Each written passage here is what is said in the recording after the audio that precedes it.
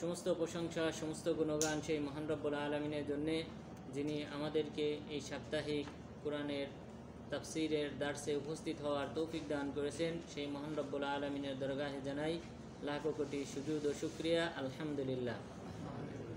দুরুদ ও সালাম বর্ষিত হোক মানবতার মুক্তির দূত মুহাম্মদ সাল্লাল্লাহু আলাইহি ওয়াসাল্লামের উপর। সম্মানিত দিনী ভাইরা, আজকে আমরা তাফসির করব সূরা আম্বিয়ার ৭৬ নম্বর আয়াত থেকে ৯২ নম্বর আয়াত পর্যন্ত। আজকের তাফসিরের আলোচ্য বিষয় হলো মূলত কয়েকজন নবীর ঘটনা। কয়েকজন নবীকে আল্লাহ তাআলা যে বিভিন্নভাবে সাহায্য করেছিলেন, তার কওম থেকে মুক্তি দান করেছিলেন, কাফের সম্প্রদায় থেকে নাজাত দিয়ে আল্লাহ তাআলা মুমিনদেরকে মুক্তি প্রদান করেছিলেন, সেই বিষয়গুলি আল্লাহ তাআলা ফুটিয়ে তুলেছেন। এখানে আমরা বলেছিলাম শুরুতেই যে সূরা আম্বিয়াতে মূলত কয়েকজন নবীর ঘটনা উল্লেখ করা হয়েছে। মোট কতজন? ১৩ জন না ১৮ জন? আগামী সপ্তাহে আপনারা নাম গুনে আসবেন কতজন নবীর নাম উল্লেখ করা হয়েছে সূরা আম্বিয়াতে। তো এই সকল নবীদের এখন নাম সহকারে আল্লাহ তাআলা উল্লেখ করবেন। মহান রব্বুল আলামিন বলেন, ওয়া নূহান ইয নাদা মিন ক্বাবলু ফাস্তাজাবনা লাহু ফানাজ্জাইনাহু ওয়া আহলাহু মিনাল কারবিল আযীম। এবং আমি আমার নিয়ামতের অন্তর্ভুক্ত করেছিলাম নূহ আলাইহিস সালামকে ইতিপূর্বে, যখন তিনি আহ্বান করেছিলেন, দোয়া করেছিলেন আমার কাছে। ফাস্তাজাবনা লাহু, তখন আমি তার দোয়া কবুল করেছিলাম। ফানাজ্জাইনাহু ওয়া আহলাহু, আমি তাকে এবং তার পরিবারবর্গকে মুক্তি দান করেছিলাম মিনাল কারবিল আযীম, মহা বিপদ থেকে, মহা সংকটময় মুহূর্ত থেকে আমি তাকে এবং তার পরিবারের সদস্যদেরকে মুক্তি দান করেছিলাম। তবে তার এক ছেলে বাদে, তার এক ছেলে নূহ আলাইহিস সালামের এক ছেলে, সে কাফের ছিল, কাফেরদের সাথে সে তার চলাফেরা ছিল। এই ব্যক্তিকেও আল্লাহ তাআলা পানিতে ডুবিয়ে মেরেছিলেন। নূহ আলাইহিস সালাম যখন তাকে দেখলেন ডুবে যাচ্ছে, তখন তাকে আহ্বান করলেন, তার নৌকায় উঠতে বললেন, কিন্তু সন্তান বলল যে না, আমি অচিরেই পাহাড়ে পর্বতে গিয়ে আশ্রয় গ্রহণ করব। নূহ আলাইহিস সালাম বললেন, আজকে আল্লাহ তাআলার শাস্তি থেকে বাঁচার কোনো উপায় নেই, পাহাড়ও আজ তোমাকে রক্ষা করতে পারবে না। এরপর নূহ আলাইহিস সালাম দোয়া করলেন আল্লাহ তাআলার কাছে যে, হে আল্লাহ, এ তো আমার সন্তান, তুমি তো আমাকে প্রতিশ্রুতি দিয়েছিলে যে আমার পরিবারদেরকে রক্ষা করবে, এ তো আমার সন্তান, ছেলে, সে তো আমার পরিবারের অন্তর্ভুক্ত। আল্লাহ তাআলা বললেন, লাইসা মিন আহলিক, সে তোমার পরিবারের অন্তর্ভুক্ত নয়। অর্থাৎ কাফের হলে মুমিন, কাফেরের সাথে মুমিনের কোনো সম্পর্ক নেই। এই কারণে কোনো ব্যক্তি যদি মুসলিম হয় আর তার পিতামাতা যদি কাফের থাকে, তাহলে তাদের সম্পত্তি থেকে বঞ্চিত হয়। এই সন্তান, মুসলিম সন্তান বঞ্চিত হবে। অর্থাৎ সে কাফেরের কোনো সম্পত্তিতেও ওয়ারিশ হবে না, সে ওয়ারিশ না। এটা হলো ইমানি ওয়ারাসা। অর্থাৎ ইমান যাদের আছে তারা এক গ্রুপ, কাফের যারা তারা ভিন্ন গ্রুপ, তাদের সাথে মুসলিমদের কোনো সম্পর্ক নেই। দুনিয়াবি লেনদেন, ব্যবসা বাণিজ্য ছাড়া ধর্মগতভাবে তাদের সাথে মুসলমানদের কোনো সম্পর্ক নেই। তো আল্লাহ তাআলা এখানে বললেন, আমি তাদের সবাইকে আমি মুক্তি দান করেছিলাম, নূহ আলাইহিস সালামকে এবং তার পরিবারের সদস্যদেরকে, শুধুমাত্র তার এক সন্তানকে বাদ দিই। ওয়া নাসারনাহু মিনাল কওমিল্লাযীনা কাযযাবু বিআয়াতিনা, আমি তাকে সহযোগিতা করেছিলাম, সাহায্য করেছিলাম তার কওমের বিরুদ্ধে, যে কওমের লোকজন আমার নিদর্শনাবলীকে অস্বীকার করেছিল। ইন্নাহুম কানু কওমা সাউইন ফাআগরাকনাহুম আজমাইন, নিশ্চয়ই তারা ছিল নিকৃষ্ট জাতি, ফলে আমি তাদের সবাইকে ডুবিয়ে মেরেছিলাম। নূহ আলাইহিস সালাম তার কওমের মাঝে কত বছর দাওয়াতি কাজ করেছিলেন? ৯৯৫ বছর। এটা হলো দাওয়াতি কাজ করেছিলেন। তিনি বয়স পেয়েছিলেন আরও বেশি। তো তিনি এতদিন দাওয়াতি কাজ করার পর মুফাসসিরিনগণ যে উল্লেখ করেছেন তা হলো তার প্রতি ঈমান এনেছিল মাত্র ৮০ জন। মাত্র ৮০ জন ব্যক্তি নূহ আলাইহিস সালামের হাতে ঈমান এনেছিল। তাহলে ৯৫০ বছর দাওয়াতি কাজ করার পর মাত্র হাতে গোনা কয়েকজন ব্যক্তি ঈমান এনেছিল। তো আল্লাহ তাআলা বললেন বাকিদেরকে আমি সবাইকে কি করলাম, ডুবিয়ে মারলাম। এরপর নূহ আলাইহিস সালামের নৌকাটা ওয়াস্তাওয়াত আলাল জুদি, জুদি নামক পর্বতে এই নৌকাটা, নূহ আলাইহিস সালামের নৌকাটা এই উপত্যকায় প্রথম অবতরণ করে। এটা বর্তমানে তুরস্কে, ঠিক আছে। এই জুদি পর্বতটা বর্তমানে তুরস্কে অবস্থিত। ওয়া দাউদ ওয়া সুলাইমান ইয ইয়াহকুমানি ফিল হারথ ইয নাফাশাত ফীহি গনামুল কওম ওয়া কুন্না লিহুকমিহিম শাহিদিন। এরপর আল্লাহ তাআলা নূহ আলাইহিস সালামের পরে সুলাইমান আলাইহিস সালাম এবং দাউদ আলাইহিস সালামের ঘটনা উল্লেখ করতেছেন। ওয়া দাউদ ওয়া সুলাইমান, আমি রহমত বর্ষণ করেছিলাম, আমার নিয়ামতের অন্তর্গত করেছিলাম দাউদ আলাইহিস সালামকে এবং সুলাইমান আলাইহিস সালামকে। ইয ইয়াহকুমানি ফিল হারথ, যখন তারা উভয়ে বিচার ফয়সালা করতেছিলেন একটা শস্য ক্ষেত সম্পর্কে, একটা ফসলের ক্ষেত সম্পর্কে তারা বিচার করতেছিলেন। অর্থাৎ দাউদ আলাইহিস সালাম তখন তিনি বাদশা ছিলেন। দাউদ আলাইহিস সালামকে আল্লাহ তাআলা নবুয়ত দিয়েছেন, সাথে সাথে বাদশা বানিয়েছিলেন। অর্থাৎ ওই অঞ্চলের ফিলিস্তিনের তিনি কি ছিলেন, বাদশা ছিলেন। এরকম কমই নবীকে আল্লাহ তাআলা কি দিয়েছেন, বাদশাহী দিয়েছেন, সাথে সাথে নবুয়ত দিয়েছেন। এমন সংখ্যা কম, অধিকাংশ নবী সাধারণ নবী ছিলেন, বাদশা ছিলেন না। কিন্তু সুলাইমান আলাইহিস সালাম, দাউদ আলাইহিস সালাম ওনারা বাদশা ছিলেন, সাথে সাথে নবী ছিলেন। তো এই দুইজনের কাছে মানুষ বিচার নিয়ে আসলো। একটা সম্প্রদায়ের শস্য ক্ষেতে রাতের বেলায় এক পাল মেষ ওই ফসল নষ্ট করে ফেলে। ফসল নষ্ট করে ফেললে তখন জমিওয়ালা তারা বিচার নিয়ে আসে। বিচার নিয়ে আসার পর তখন আল্লাহ তাআলা ওই বিচারের ফয়সালা, সঠিক সিদ্ধান্তটা আল্লাহ তাআলা শিক্ষা দিয়েছিলেন সুলাইমান আলাইহিস সালামকে, অর্থাৎ ওনার ছেলেকে। দাউদ আলাইহিস সালাম এক ফয়সালা দিয়েছিলেন, ওনার ফয়সালার চেয়ে উত্তম ফয়সালা ছিল সুলাইমান আলাইহিস সালামের ফয়সালা। আল্লাহ তাআলা সেই দিকে ইঙ্গিত করে বললেন ইয ইয়াহকুমানি ফিল হারথ ইয নাফাশাত ফীহি গনামুল কওম, যখন তারা উভয়ে বিচার করতেছিলেন, ফয়সালা করতেছিলেন শস্য ক্ষেত সম্পর্কে। ইয নাফাশাত ফীহি গনামুল কওম, যে শস্য ক্ষেতে প্রবেশ করেছিল রাতের আধারে একটি মেষের পাল, ছাগলের একটা পাল প্রবেশ করে ওই ফসল খেয়ে ফেলে, নষ্ট করে ফেলে। ওয়া কুন্না লিহুকমিহিম শাহিদিন, আর আমি তাদের এই দুইজনের বিচার ফয়সালাটা আমি সরাসরি পর্যবেক্ষণ করতেছিলাম। ফাফাহামনাহা সুলাইমান, আমি এই ফয়সালাটা, সঠিক ফয়সালাটা শিক্ষা দিয়েছিলাম সুলাইমান আলাইহিস সালামকে। ওয়া কুল্লান আতাইনা হুকমা ওয়া ইলমা, আমি প্রত্যেককেই জ্ঞান প্রজ্ঞা দান করেছিলাম। অর্থাৎ প্রত্যেককেই আমি জ্ঞান দান করেছিলাম, তবে এই ফয়সালার ক্ষেত্রে সুলাইমান আলাইহিস সালামকে আমি সঠিক সিদ্ধান্তটা দেওয়ার তৌফিক দান করেছিলাম। ফয়সালাটা এমন ছিল যে দাউদ আলাইহিস সালাম প্রথম ফয়সালা দিলেন যে এই মেষের যে পাল আছে, এই মেষের পালের মালিক হয়ে যাবেন কারা, ওই ফসলের মালিক, জমির মালিক।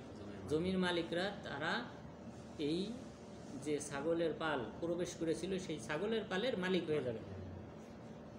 পরে সুলাইমান আলাইহিস সালাম ফয়সালা দিলেন যে তার এই শস্য ক্ষেতের মালিক, তিনি এই ছাগলের পালের মালিক হবে ততদিন পর্যন্ত, যতদিন পর্যন্ত এই ফসলটা আবার আগের মতো পর্যায়ে না আসা পর্যন্ত।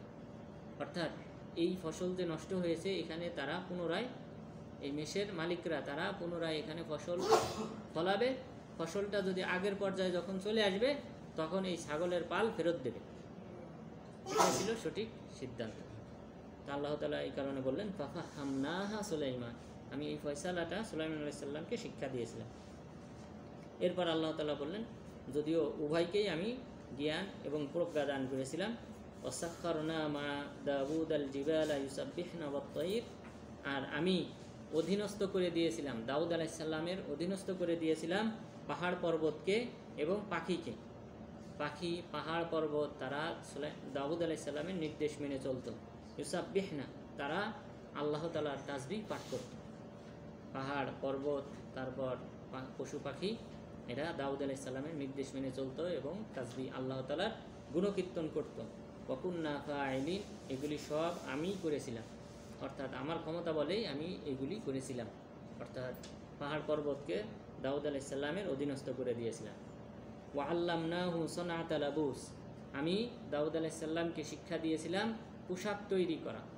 পোশাক কিভাবে তৈরি করতে হবে, এখানে যুদ্ধাস্ত্র, যুদ্ধের যে বর্ম মানুষ পরতো আগে, তলোয়ার দিয়ে যুদ্ধের সময় লৌহ নির্মিত পোশাক বর্ম পরিধান করে যুদ্ধে মানুষ অংশগ্রহণ করত। তো সেই যুদ্ধের এই পোশাক তৈরি করাটা আমি শিক্ষা দিয়েছিলাম দাউদ আলাইহিস সালামকে। দাউদ আলাইহিস সালাম লোহা হাতে নিলে এটা আল্লাহর নির্দেশে সেটা কি হয়ে যেত, গলে যেত। তিনি যেভাবে ইচ্ছা সেভাবে পোশাক তৈরি করতে পারতেন। তো আল্লাহ তাআলা তাকে এই ক্ষমতা দিয়েছিলেন লিতুহসিনাকুম মিন বাসিকুম, যেন তোমাদেরকে সুরক্ষা প্রদান করতে পারে এই পোশাকগুলি, মিন বাসিকুম, তোমাদের যুদ্ধের ময়দানে যেন তোমরা সুরক্ষা পাও। এই কারণে আমি দাউদ আলাইহিস সালামকে এই যুদ্ধের বর্ম তৈরি করা শিক্ষা দান করেছিলাম। ফাহাল আনতুম শাকিরুন, তোমরা কি আল্লাহ তাআলার শুকরিয়া আদায়কারী হবে না? এরপরেও আর এর আগে আল্লাহ তাআলা কোন নবীকে পোশাক তৈরি, সাধারণ যে পোশাক এটা তৈরি করা শিক্ষা দিয়েছিলেন? ইদ্রিস আলাইহিস সালামকে। ইদ্রিস আলাইহিস সালাম তিনি কি করছিলেন? পোশাক তৈরি করেছিলেন প্রথম। ইদ্রিস আলাইহিস সালামের আগমনটাও হয়েছিল কার পরে? নূহ আলাইহিস সালাম আর ইব্রাহিম আলাইহিস সালাম এনাদের মাঝে আগমন হয়েছিল ইদ্রিস আলাইহিস সালাম। তার মানে বোঝা যায় অনেক আগে থেকেই পোশাক তৈরির এই শিক্ষাটা মানুষ রপ্ত করেছে। আল্লাহ তাআলা এই নবীকে শিক্ষা দান করেছিলেন। ওয়ালি সুলাইমান আর-রিহা আসিফাতান তাজরি বিআমরিহি ইলাল আরদিল্লাতী বারাকনা ফিহা, আর আমি সুলাইমান আলাইহিস সালামের অধীনস্থ করে দিয়েছিলাম বাতাসকে। বাতাসটা সুলাইমান আলাইহিস সালামের নির্দেশে প্রবাহমান হতো। কোন দিকে প্রবাহিত হতো? ইলাল আরদিল্লাতী বারাকনা ফিহা, ওই জমিনের দিকে যে জমিনটাকে আমি বরকতময় করেছি। এটা কিন্তু আগে একবার গেছে, বরকতময় জমিন। আমরা বলছিলাম ওইটা কোন অঞ্চল? না, বরকতময় জমিন বলতে কোনটা বোঝানো হয়েছিল? বাইতুল মুকাদ্দাস, ফিলিস্তিনের অঞ্চলকে আল্লাহ তাআলা অনেকবার সুবহানাল্লাযী আসরা বিআবদিহি লাইলাম মিনাল মাসজিদিল হারাম ইলাল মাসজিদিল আকসা আল্লাযী বারাকনা হাওলা, এটাও কোনটা? ফিলিস্তিন, বাইতুল মুকাদ্দাস। তাহলে বরকতময়। তাহলে সুলাইমান আলাইহিস সালামের রাজত্ব ছিল কোন অঞ্চলে? ফিলিস্তিনে। যেহেতু উনি দাউদ আলাইহিস সালামের ছেলে, দাউদ আলাইহিস সালাম মারা যাওয়ার পরেই তিনি কি হয়েছেন? বাদশা হয়েছেন। তো নবুয়ত পেয়েছেন আগেই, কিন্তু বাদশা হয়েছেন দাউদ আলাইহিস সালাম মারা যাওয়ার পর। দাউদ আলাইহিস সালাম বাদশা হলেন কিভাবে? জালুতকে যখন হত্যা করা হয়, তলুতের নেতৃত্বে, তলুত ভালো ছিলেন।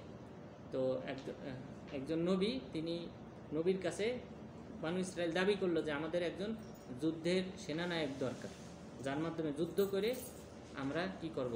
বিভিন্ন কাফেরদের অঞ্চল জয় করব। তখন আল্লাহ তাআলা নির্দেশ দিলেন তলুতকে, যে তলুতকে আমি এই সেনানায়ক বানালাম। তখন তারা পাল্টা প্রশ্ন করলো, তলুত তো হওয়ার যোগ্য না, কারণ তার ধন সম্পদ নেই, বরং তার চেয়ে আমরা বেশি যোগ্য। তখন আল্লাহ তাআলা প্রত্যুত্তরে জানিয়ে দিলেন যে তলুতকে আমি শারীরিক গঠনের দিক থেকে কি করেছি? তিনি সুঠাম দেহের অধিকারী ছিলেন এবং তার এলেম ছিল, তিনি জ্ঞানী ছিলেন, তাওরাতের জ্ঞান ছিল। তো এই কারণে আমি তাকে কি করলেন? তাকে চয়ন করেছি। তো তার নেতৃত্বে যে যুদ্ধটা হয় জালুতের বিরুদ্ধে, কাফের সর্দার জালুতের বিরুদ্ধে, সেই যুদ্ধে অংশগ্রহণ করেছিলেন দাউদ আলাইহিস সালাম। আর দাউদ আলাইহিস সালাম এই জালুতকে হত্যা করেছিলেন। তিনি যদিও তখন ছোট ছিলেন, কিন্তু তবু তিনি হত্যা করেছিলেন এই জালুত। এরপরে তিনি কি হয়ে যান? বাদশা হন। দাউদ আলাইহিস সালাম পরবর্তীতে বাদশা হন। এরপরে ওনার ছেলে সুলাইমান আলাইহিস সালাম বাদশা হয়। এরপরে সুলাইমান আলাইহিস সালামের ছেলেরা তারা বাদশা হয়। আরবিয়ান, সুলাইমান আলাইহিস সালামের ছেলের নাম ছিল আরবিয়ান। এরপরে ওয়াকুন্না বিকুল্লি শাইইন আলিমিন, এই যাহা কিছু অধীনস্থ করেছিলাম সুলাইমান আলাইহিস সালামের এবং দাউদ আলাইহিস সালামের, এ বিষয়ে আমি অবহিত ছিলাম। ওয়ামিনাশ শায়াতিনি মান ইয়াগুসুনা লাহু ওয়া ইয়ামালুনা আমালান দুনা যালিক, আর আমি সুলাইমান আলাইহিস সালামের অধীনস্থ করে দিয়েছিলাম শয়তানদেরকে। অনেক জিন শয়তান সুলাইমান আলাইহিস সালামের অধীনস্থ ছিল, তার নির্দেশ মেনে চলতো বাধ্য হয়ে।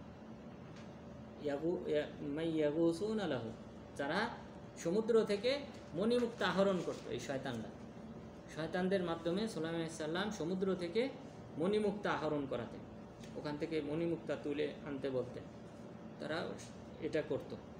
ওয়ায়ামালুনা আমালান দুনা যালিক, এটা ছাড়াও, এই মণিমুক্তা তোলা ছাড়াও আরও অনেক কাজে সুলাইমান আলাইহিস সালাম তাদেরকে ব্যবহার করতেন। ওয়াকুন্না লাহুম হাফিজিন, আমি ছিলাম তাদেরকে হেফাজতকারী, সংরক্ষণকারী বা অধীনস্থকারী। এই শয়তানদেরকে আমি সুলাইমান আলাইহিস সালামের অধীনস্থ করে দিয়েছিলাম। এই কারণে এই জিন শয়তানরা যখন সুলাইমান আলাইহিস সালাম মারা গেলেন, উনি তো লাঠির উপর ভর দিয়ে ওই অবস্থায় মারা গেছেন, তো উনি তো এদেরকে সব বিভিন্ন কাজে ব্যবহার করতেন। উনি বাদশা ছিলেন, যত কাজ আছে এদেরকে দিয়ে, শয়তানদেরকে দিয়ে করাইতেন, জিনদের দিয়ে। তো ওনার যখন মৃত্যুটা হলো, উনি ওদেরকে যে কাজের নির্দেশ দিতেন, পর্যবেক্ষণ করতেন তারা কাজ করতেছে কিনা। তো ওই অবস্থায়, ওই লাঠিতে ভর দেওয়া অবস্থায়, ওই অবস্থায় ছিলেন, দাঁড়ানো অবস্থায়। শয়তানরা মনে করতেছিল যে সুলাইমান আলাইহিস সালাম পর্যবেক্ষণ করতেছে, কিন্তু আসলে সুলাইমান আলাইহিস সালাম ওই সময় কী হয়েছিলেন, মারা গিয়েছে, ওই অবস্থায় ছিলেন। তো এরপরে যে পোকা আছে, উই পোকা, এই উই পোকাতে এই লাঠি খেয়ে ফেলে, খেয়ে ফেলার পর লাঠিটা ভেঙে যায়, ভেঙে গেলে সুলাইমান আলাইহিস সালাম পড়ে যায়। পড়ে যাওয়ার পর জিন শয়তানরা তখন বুঝতে পারলো যে সুলাইমান আলাইহিস সালাম মারা গিয়েছিলেন আরও আগে। তখন তারা বলল, আমরা যদি গায়েব জানতাম তাহলে এই কঠিন কষ্টের মাঝে আমরা বসবাস করতাম না এতদিন। তাহলে বোঝা যায় গায়েব একমাত্র কে জানে? আল্লাহ তাআলা ভালো জানে, অন্য কেউ জানে, জিন শয়তান এরাও জানে না। এরপর আল্লাহ তাআলা আরেকজন নবী, ওয়া আইয়ুবা ইয নাদা রাব্বাহু আন্নী মাসসানিয়াদ দুররু ওয়া আনতা আরহামুর রাহিমিন। আইয়ুব আলাইহিস সালামের ঘটনা উল্লেখ করতেছেন যে আমি আইয়ুব আলাইহিস সালামের প্রতি রহমত বর্ষণ করেছিলাম। ইয নাদা রাব্বাহু, যখন তিনি তার রবকে ডাকলেন, আহ্বান করলেন, দোয়া করলেন, আন্নী মাসসানিয়াদ দুর, হে আল্লাহ আমাকে বালা মুসিবত পেয়ে বসেছে, রোগাক্রান্ত হয়ে গেছি, ওয়া আনতা আরহামুর রাহিমিন, আর তুমি হলে সবচেয়ে বেশি রহমত বর্ষণকারী, দয়া মায়াশীল ব্যক্তি।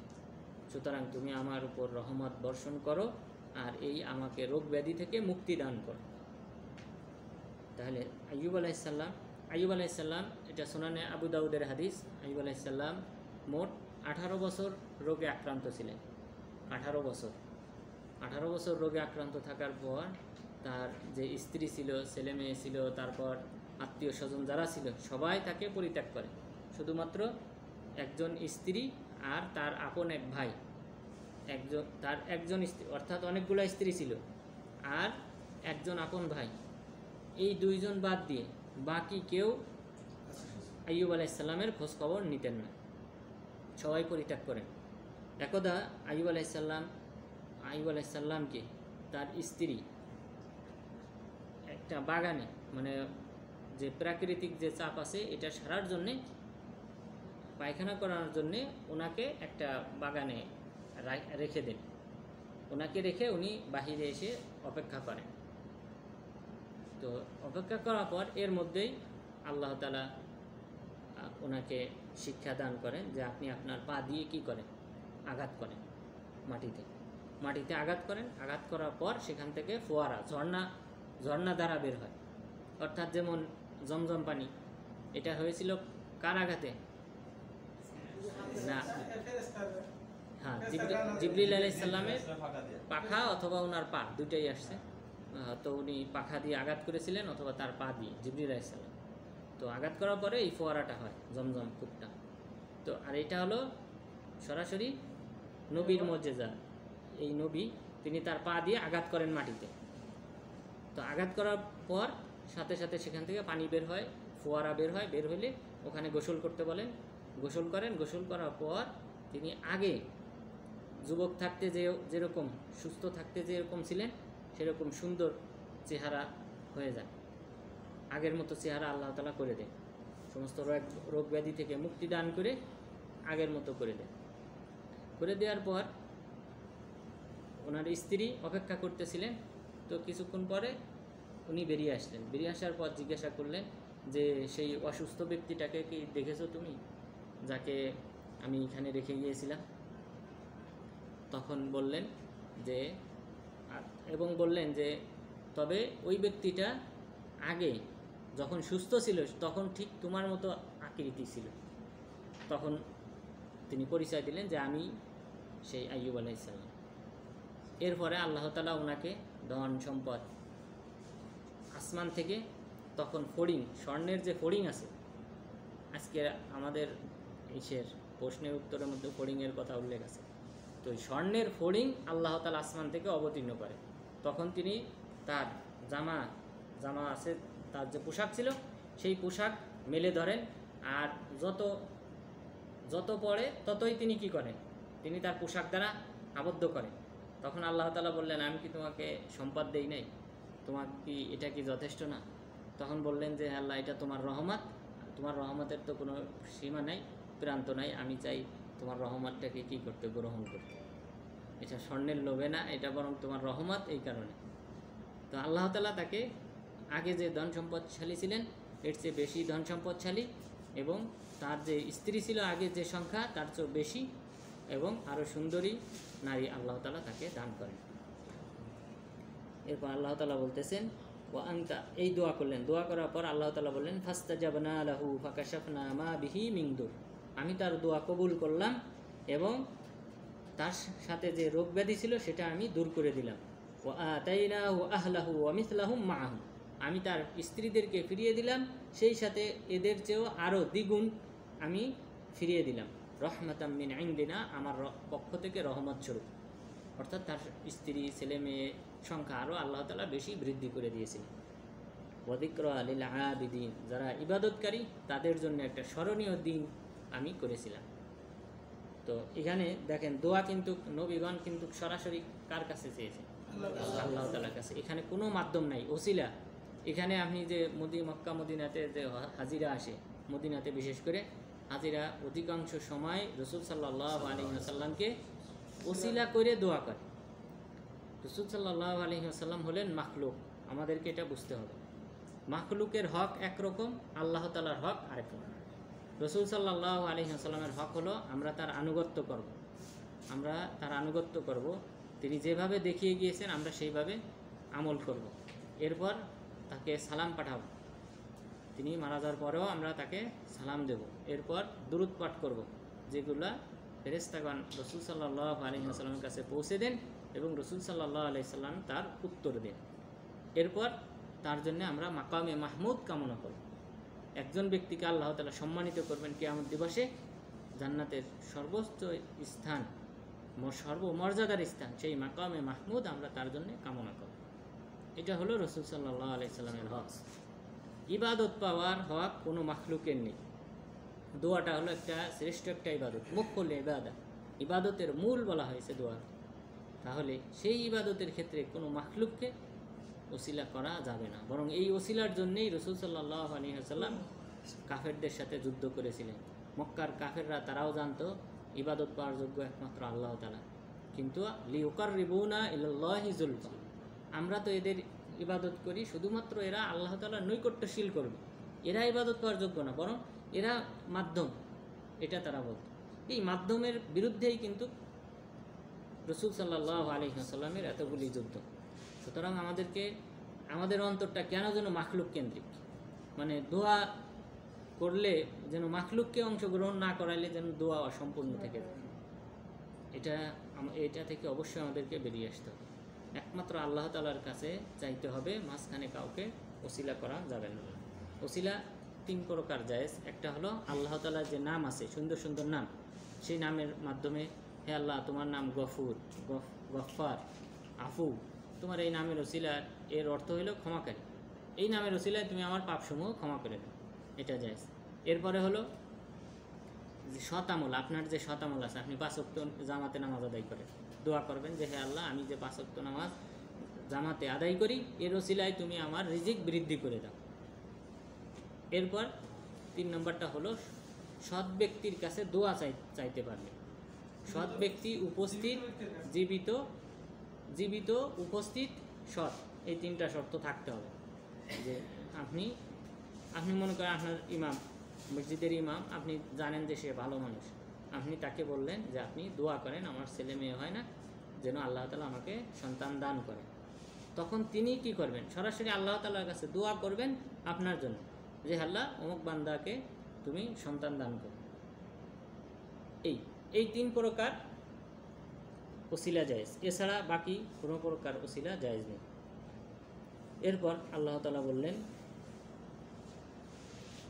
ওয়া ইসমাঈল ওয়া ইদরিস ওয়া যাল কিফলি কুল্লুম মিনাস সাবিরিন, এবং আমি আমার রহমতের অন্তর্ভুক্ত করেছিলাম ইসমাঈল আলাইহিস সালামকে, ইদরিস আলাইহিস সালামকে এবং যুল কিফিল নামক একজন নবীকে।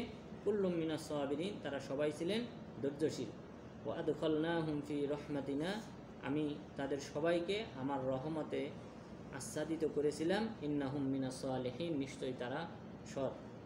ওয়াযান্নুনি ইয যাহাবা মুগাযিবান ফাযান্না আল্লান নাকদিরা আলাইহি ফানাদা ফিয যুলুমাত। ওয়াযান্নুন, নুন বলা হয় মাছকে, নুন ওয়াযান্নুন মাছওয়ালা, অর্থাৎ উদ্দেশ্য হলো কোন নবী? ইউনূস আলাইহিস সালাম, অর্থাৎ তাকে মাছে গিলে ফেলেছিল, তিমি মাছে, হুত, কোরআনে অন্য জায়গায় বলা হয়েছে হুত, হুত মানে তিমি মাছ। তো তিমি মাছে, এই কারণে আল্লাহ তাআলা বললেন ওয়াযান্নুন, মাছওয়ালা ব্যক্তি, অর্থাৎ ইউনূস আলাইহিস সালাম ইয যাহাবা মুগাযিবান, যখন তিনি রাগান্বিত হয়ে ক্রোধান্বিত হয়ে চলে গেলেন। অর্থাৎ ঘটনা ছিল, নিয়ম আল্লাহ তাআলা প্রতিশ্রুতি দিয়েছিলেন ইউনূস আলাইহিস সালামকে যে তোমার কওমকে অচিরেই শাস্তি দিয়ে ধ্বংস করে দেওয়া হবে। তো নিয়ম হলো নবীগণ আল্লাহ তাআলার অনুমতি নিয়ে অঞ্চল ছাড়বেন, হিজরত করবেন ওই অঞ্চল থেকে। কিন্তু ইউনূস আলাইহিস সালাম শুধুমাত্র এই সংবাদটা পেয়ে, যে শাস্তি দিয়ে অচিরেই ধ্বংস করা হবে, এই সংবাদ পেয়েই তিনি কী করছেন? ওই এলাকা ছেড়ে চলে গেছেন। এটা উচিত হয়নি। উচিত হলো আল্লাহ তাআলা যখন অনুমতি দেবেন যে তুমি এখন তোমার মুমিনদেরকে নিয়ে তুমি চলে যাও, তখন তিনি কি করবেন? ওই এলাকা ছেড়ে বের হয়ে যাবেন। কিন্তু এই অনুমতির আগেই বের হয়ে গেছিলেন। ওয়াযান্নুনি ইয যাহাবা মুগাযিবান, এবং ইউনূস আলাইহিস সালাম যখন তিনি রাগান্বিত হয়ে ক্রোধান্বিত হয়ে নিজ অঞ্চল ছেড়ে চলে গেলেন, ফাযান্না আল্লান নাকদিরা আলাইহি, এবং ধারণা করলেন যে আমি তাকে পাকড়াও করতে সক্ষম হব না। ফানাদা ফি যুলুমাত, কিন্তু আমি তাকে অন্যভাবে শাস্তি দিলাম। অর্থাৎ নৌকাতে যখন উঠলেন তখন তারা, নৌকারবাসী, তারা দেখলো যে জলোচ্ছ্বাস হচ্ছে। তখন তারা মনে করলো যে এখানে নিশ্চয়ই কোনো দাস আছে, যে দাস তার মনিবের অবাধ্য হয়ে আমাদের নৌকায় চড়ে বসছে। এই কারণে আল্লাহ তাআলা শাস্তি দিতেছেন বা জলোচ্ছ্বাস দিতেছেন, এটা তাদের আকীদা ছিল সেই সময়। তখন তারা কি করলো? লটারি দিল। লটারি দেওয়ার পর নাম উঠছে কার? ইউনূস আলাইহিস সালাম। ইউনূস আলাইহিস সালামের নাম ওঠার পর তখন তারা ইউনূস আলাইহিস সালামকে সমুদ্রে নিক্ষেপ করল। নিক্ষেপ করার পর আল্লাহ তাআলা নির্দেশ দেন তিমি মাছকে, তিমি মাছ তাকে গিলে ফেলে। গিলে ফেলার পর তখন ইউনূস আলাইহিস সালাম মাছের পেটে, তখন তিনি দোয়া করলেন আল্লাহ ইলাহা ইল্লা আনতা, হে আল্লাহ তুমি ব্যতীত সত্য কোনো মাবুদ নেই, সুবহানাকা, সমস্ত পবিত্রতা তোমার জন্যে, ইন্নী কুনতু মিনাজ জালিমিন, আমি নিশ্চয়ই ছিলাম অন্যায়কারী। অর্থাৎ আমার ভুল হয়ে গেছে তোমার অনুমতি না নিয়ে চলে আসাটা। এরপরে আল্লাহ তাআলা ফাস্তাজাবনা লাহু, আমি তার দোয়া কবুল করলাম। ওয়ানাজ্জাইনাহু মিনাল গাম, তাকে এই দুশ্চিন্তা থেকে মুক্তি দান করলাম। ওয়াকাযালিকা নুনজিল মুমিনিন, এভাবেই আমি মুমিনদেরকে মুক্তি দান করি। অর্থাৎ এরপর আল্লাহ মাছকে নির্দেশ দিলেন যেন তাকে না গিলতে পারে, উগলে ফেলার নির্দেশ দেন। তখন সমুদ্র তীরে তাকে বমি করে নিক্ষেপ করে। নিক্ষেপ করার পর এখানে আল্লাহ তাআলা তাকে ছায়া দেওয়ার জন্যে ইয়াকতিন বলা হয় কুমড়া গাছ, যেটা একটা হলো লাউ গাছ আর একটা হলো ইয়াকতিন হলো কুমড়া। তো এই কুমড়া গাছ ওখানে তৈরি হয় ওই কুমড়া গাছের ছায়াতে, কারণ তার শরীর তো সব ছিলে গেছিল, মানে চামড়াগুলা সব কি হয়ে গেছিল, মানে চামড়া উঠে গেছিল। তো ওই সময় সূর্যের তাপ সহ্য করার মতো অপরিস্থিতি ছিল না। তখন আল্লাহ তাআলা এই গাছের ছায়াতে তাকে আশ্রয় দান করেন। এরপর আস্তে আস্তে সুস্থ হন। এরপর পুনরায় তার কওমের কাছে ফিরে আসে। তার কওমেরা যখন দেখলো আল্লাহর শাস্তি এসে গেছে, মেঘমালা, কালো মেঘমালা হয়ে ঘিরে ধরছে, তখন তারা সবাই কি করলো? এক জায়গায় জড়ো হলো। জড়ো হয়ে ইউনূস আলাইহিস সালামকে খুঁজতে শুরু করলো যে তারা তওবা করবে। কিন্তু তারা ইউনূস আলাইহিস সালামকে আর খুঁজে পায় না। এই কারণে শুধুমাত্র একটাই কওম যাকে আল্লাহ তাআলা মুক্তি দান করেছিলেন, ধ্বংস করেন নাই শাস্তি আসার পর, সেটা হলো ইউনূস আলাইহিস সালামের কওম। এটাও আল্লাহর একটা রহমত। ইউনূস আলাইহিস সালাম যদি চলে না যেতেন তাহলে কিন্তু এই কওমকে কি করে ফেলা হতো। উনি যদি উপস্থিত থাকতেন, শাস্তি আসার পর ইউনূস আলাইহিস সালামকে চলে যেতে বলা হতো, আর কওমকে কি করা হতো, ধ্বংস করা হতো। সবই আল্লাহ তাআলার ইচ্ছা। পরে তারা কি হলো, ঈমান আনলো। কোনটা ভালো হয়েছে? ইউনূস আলাইহিস সালাম একটু কষ্ট পেয়েছেন, ঠিক আছে, কিন্তু বিনিময়ে বাকি লোকগুলা কি করছে, ইসলাম গ্রহণ করছে, এটাই ভালো হয়েছে। সুতরাং সব কিছু আল্লাহ তাআলা নিজের হিকমতে করেন। ওয়াজাকারিয়া ইয নাদা রাব্বাহু রব্বি লা তাযারনি ফারদা ওয়া আনতা খায়রুল ওয়ারিসিন। জাকারিয়া আলাইহিস সালাম যখন তার বয়স ফুরিয়ে আসলো, শেষ বয়সে পৌঁছে গেলেন, সন্তান হয় না। সন্তান না হওয়ার পর তিনি বললেন যে, হে আল্লাহ, রব্বি লা তাযারনি ফারদা, হে আল্লাহ তুমি আমাকে এককভাবে ছেড়ে দিও না, অর্থাৎ আমার তো কোনো ওয়ারিশ থাকবে না। আমি যদি মারা যাই তাহলে আমার বংশনামা এখানেই শেষ হয়ে যাবে, আমার তো কোনো ছেলে নেই। তখন বললেন লা তাযারনি ফারদা ওয়া আনতা খায়রুল ওয়ারিসিন, তুমি হলে উত্তম ওয়ারিশ দাতা, তো তুমি আমাকে ছেলে সন্তান দান করো, যেন সে আমার কি হয়, ওয়ারিশ হয়। ওয়ারিশ বলতে এখানে নবীগণের তো ওয়ারিশ হয় না, ওয়ারিশ হয় সম্পত্তির, ওয়ারিশ হয় না, ওয়ারিশ হয় কিসের, এলেমের, মানে নবুয়তের। তো এখানে উদ্দেশ্য হলো, মানে নবীগণ যে সম্পদ রেখে যায় সেই সম্পদের মালিক কে হয়, সন্তানরা পায় না, কেউ না, ওনার নিকট